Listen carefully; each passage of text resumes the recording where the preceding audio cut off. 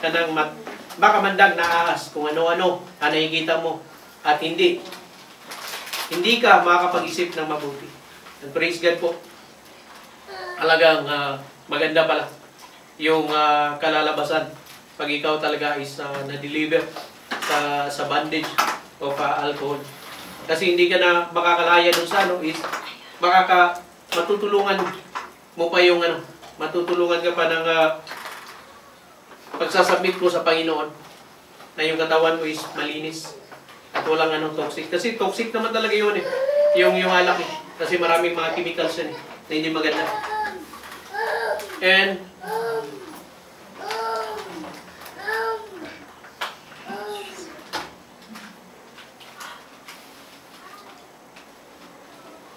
praise God. In verse 24 to 25, sabi po rito, So Noah awoke from his wine and knew that his younger son had done to him. Ano po yung nalaman ni Noah nung siya po ay nagising? Yun po yung ginawa nung kanyang anak. Then he said, Course be Canaan a servant of servants, he shall be to his brethren. Mga kapatid, ano po ba kaya sa tingin natin yung naging kasalanan ni Ham? Kasi po, yung nakita niya, yung tatay niya, so uncovered, nakedness. Ibig po sabihin nun is yung merong pag-aaral na when you show nakedness to your family member, is parang meron ka ng pagnanasa. And meron ding na sinasabi nila na yung sodomy. Dahil meron siyang pagnanasa doon sa niya. Yung katulad sa Sodom and Gomorrah. And meron ding theory na nagsasabi na when his father uncovered, it might be na meron siyang sexual relation nangyari doon sa mother niya. And yung po is, ang malapit po is yung pinagsabi niya po sa kanyang kapatid na yung si tatay is lasing at siya po is hubot-hubad. Kaya sabi po rito ni Noah nung nalaman niya, then he said, Course be Canaan, a servant of servants, he shall be to his brethren. Bakit po sa tingin natin, why Noah cursed Canaan instead of Ham?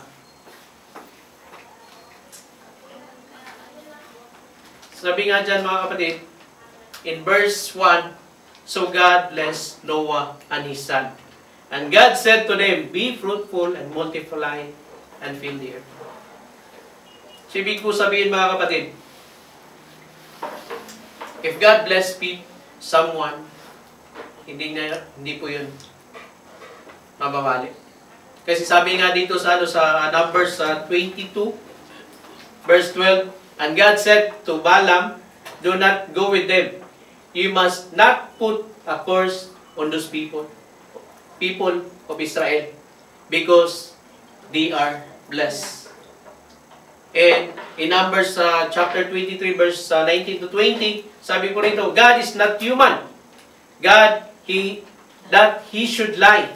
Not a human being. That he should change his mind. Do not speak. Does he speak, then not act? Does he promise and not fulfill? I have received a command to bless. He has blessed and cannot change it. Amen. Kaya yung pagkakasala ng tatay napunta sa anak. Kaya mga kapatid, sa atin talagang nire-remind tayo ng Panginoon. If we are blessed, talagang sundin natin ang Panginoon. Dahil akala natin, nagkakasala tayo, walang epekto sa atin. But ang epekto sa generation natin.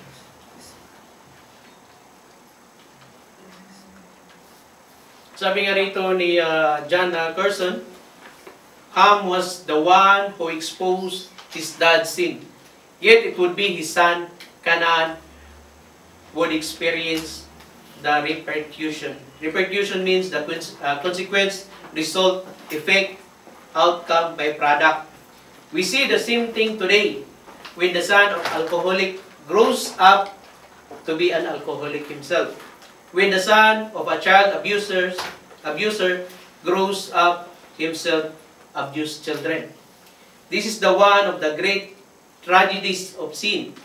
Those feeble into a pond, and the circles will grow ever wider. Alam mo yung bato, pag itinapon natin sa yung still waters, na pag inano mo yung kahit maliit lang na bato, pag nahulog yun sa dumampi yun sa tubig. Maliit lang na bato pero lalaki yung yung circle. And sabi nga rito, the same is true of sin. The consequences and ramification grow include many more people than we ever guess. So, ibig po sabihin mga kapatid na, diba sinano kung ano yung bunga, kung ano yung puno, yun yung bunga. And ngayon pa lang mga kapatid, God is reminding us, we need to break yung general courses, yung generational courses na tayo is mag-obey. While yung generation natin hindi pa na-curse upang masave sila. And God is faithful dahil papatawarin tayo ng Panginoon kung ano man ang mga nagawa nating kasalanan, intentionally or unintentionally. And meron din nagsasabi na it might be na witness din siya si Canaan kaya siya na-curse. But let us always remember mga kapatid na God is faithful. Papatawarin niya kung sino yung hingi ng tawad. Dahil doon po hindi po humingi si Ham ng tawad sa kanyang tatay sa nagawa niya. Dahil minak niya po yung a man of God. Na wala siyang respeto sa tatay niya. Even nagkasala yung tatay niya, hindi naman nagkasala sa kanya, kundi nagkasala naman sa Panginoon. Ba't anong ginawa niya? Yung proud pa siya na ibalita sa kanyang mga kapatid na yung tatay natin nalasing, nakita ko butubad, na wala yung dignity ng tatay nila. And dito po is the first mention in the Bible of someone blessing God. Sabi po sa verse 26 to 29, and he said, blessed be the Lord, the God of shame, and may the Canaan be his servant. May God enlarge Japheth, and may he dwell in the tents of shame, and may the Canaan to be his servant. And Noah lived after the flood 350 years.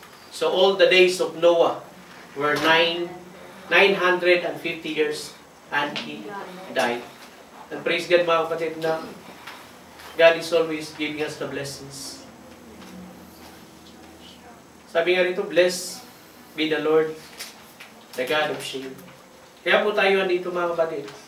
Hindi po para we need to receive the blessings from God. Yung blessings kasi binigay na sa atin ng Panginoon.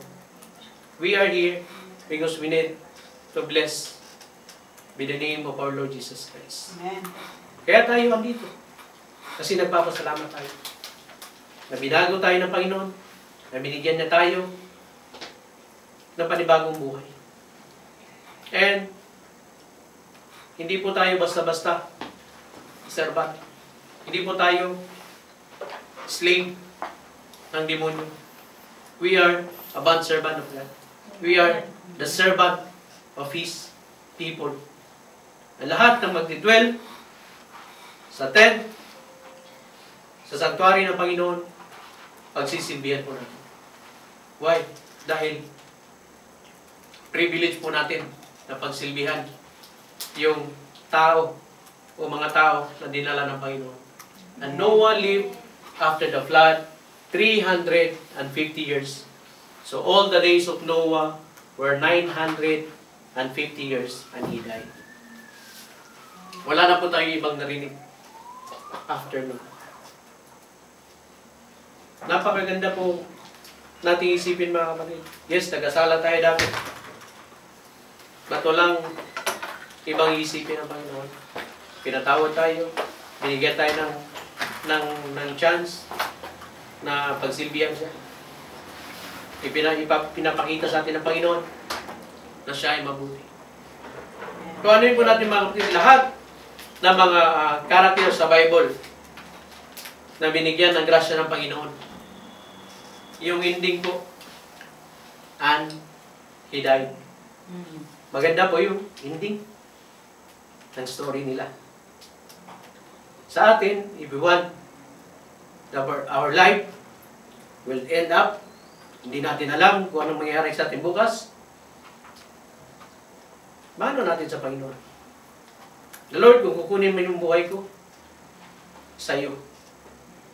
Ang kukuha ng buhay ko, hindi ang demonyo, kundi ikaw. Para saan pa? Yung sinimulan sa atin ng Panginoon. Para saan pa? Yung binigyan tayo ng pagbabago ng Panginoon.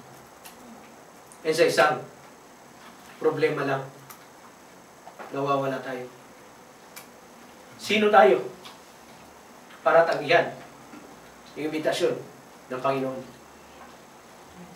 Because of the grace of our Lord, kaya naligtas ang pamilya ni Noah. At sa grasya ng Panginoon, maliligtas tayo kabilang ang ating pamilya. Amen. O bilang ang kailangan natin. Sumunod lang tayo sa Panginoon. Yes, mahirap. Pero andyan ang Holy Spirit. Kaya nga, the Holy Spirit is our comforter. The Holy Spirit is our counselor. The Holy Spirit is our helper. The Holy Spirit is the one who will guide us to walk into the path of the righteousness of God. Ang kailangan lang natin, isumunod sa Panginoon, ibigay ang ating puso, na sumurrender tayo sa Kanya. Amen? Let us stand, mga kapatid. Let us clap for our Lord. Hallelujah. Panginoon, maraming salamat sa iyong kabutihan. Thank you, Lord, na napakabuti mo, na hindi mo hayaan, Panginoon, na kami ay madaya ng kalaban. Lord, kung meron man kami makita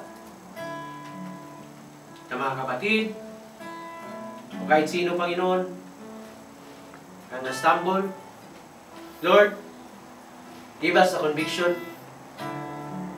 na sila, Panginoon, hindi namin imamak, Panginoon. At sila, Panginoon, itutulungan namin, Panginoon. Ipapakita namin sa kanila, Panginoon, o ipapadama namin, Panginoon, na yung pagmamahal na ipaparamdam namin sa kanila, Panginoon. Pagmamahal na hindi nanggagaling sa tao, kundi pagmamahal na nanggagaling sa iyo mismo, Panginoon. Amen. Lord, salamat dahil nandyan ka. Lagi kang nagre-remind sa amin, Panginoon. Na lahat kami, Panginoon, ay blessed. Na lahat kami, Panginoon, ay merong pagkakilanlan, Panginoon, sa iyong anak na si Jesucristo, Panginoon. Lord, ang namamayari ng buhay namin is hindi ang mundo, Panginoon, kundi ikaw mismo, God. Amen. Maraming salamat, Panginoon, na ang bawat isa rito, Panginoon, ay gagamitin mo, Panginoon, to be a fruitful, a faithful servant, Panginoon. The Lord, walang mahina rito, God. Lahat, Panginoon, ay binigyan mo ng boldness, ng courageous, Panginoon, ng double portion ng anointing, Panginoon, na ibahagi ang katotohanan, Panginoon.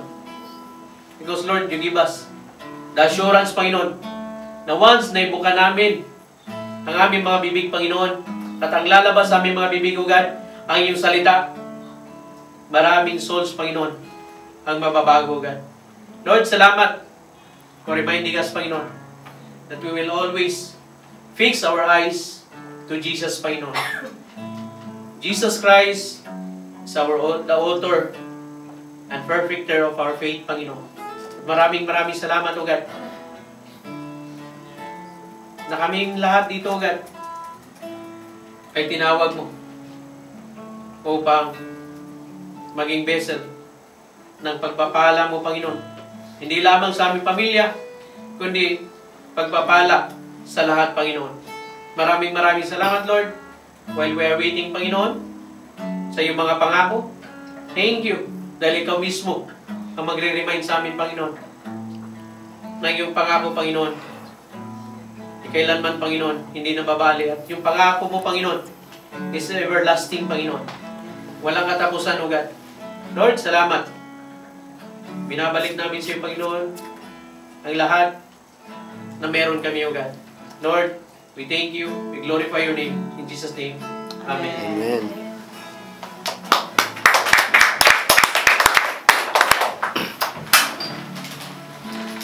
Let's all sit down.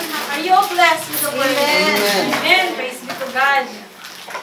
Last week, napag-usapan lang kung paano babaguhin or improve ang church na to. And dahil doon sa ano yung nangyari. But praise be to God, while we were discussing about it, naalala ko lang, first, I attended the church. Ang simbahan ito, nasa ano lang kami, maliit na flat. Praise be to God. And then every Friday, pupunta kami sa isang place. Yeah. Sa place para mag-worship. Alam mo yung na-impute sa akin ng Lord na grabe no na meron na tayong ganito. Praise be to God, that is because sa mga generous hearts ng ating mga kapatid. And that's, you are among those people, those brethren na because of your giving, meron tayong ganitong church. Let us all clap hands for the Lord. Praise be to God. So, ibig po sabihin, ang pagbibigay natin, hindi lang po hanggang dito lang. Kahit may mga brethren tayong wala na dito, nagpatuloy pa rin ang gawain ng Panginoon. Praise be to God. And ang verse na yan ako ngayon sa gabing ito is from, we call it excel in giving. Sa 2 Corinthians 8:1-7. Babasahin ko muna. Moreover, brethren, we make known to you the grace of God bestowed on the churches of Macedonia. So it is Paul speaking to the Corinthians because he's trying to steer the people of Corinthians at giving example ang taga Macedonia. That in great trial of affliction of abundance, ibig sabihin, itong mga Macedonian during that time were in poverty. Sino ba sa atin dito ang walang problema ngayon sa pera? Number 1 na ako dyan. Pero kung babasahin mo dyan, they're in great trial of affliction. Meaning, nung time na yon, they were in poverty. Pero, ang next, the abundance of their joy and their deep poverty abounded in the riches of their liberality. Kahit sila'y naghihirap nung time na yon, but there is an abundance of their joy. Nasa heart nila, meron silang saya. Meron ba tayong naramdaman ngayon na saya? Amen. Praise be to God. That is because we have Jesus Christ in our lives. So, abundance of their joy and their deep poverty abounded in the riches of their liberality. For I bear witness that according to their ability, yes, and beyond their ability. Ibig pong sabihin, nung time na yun, kahit walang-wala na yung mga brethren o Macedonian, nagbibigay pa rin sila even beyond sa kailangan pa nila ibigay. Yung may part pa nga dyan na after giving to the Lord, gusto pa nila magbigay for Paul. Ganon sila kasaya, ganon ang naramdaman nila for the Lord. Yung grace ba? Alam mo yung grace, minsan hindi ko ma-express, hindi ko ma-identify or ma-distinguish. Pero grabe, hindi mo siya maintindihan. Kung ma-feel mo kasi yung grasya ng Panginoon, Amen. mag-flow siya. Mag-flow na lang siya na parang ako mismo, when I started giving, kasi in this church, we are not encouraging anyone to give kung hindi maintindihan, but it is the Lord who put it in my heart that to give.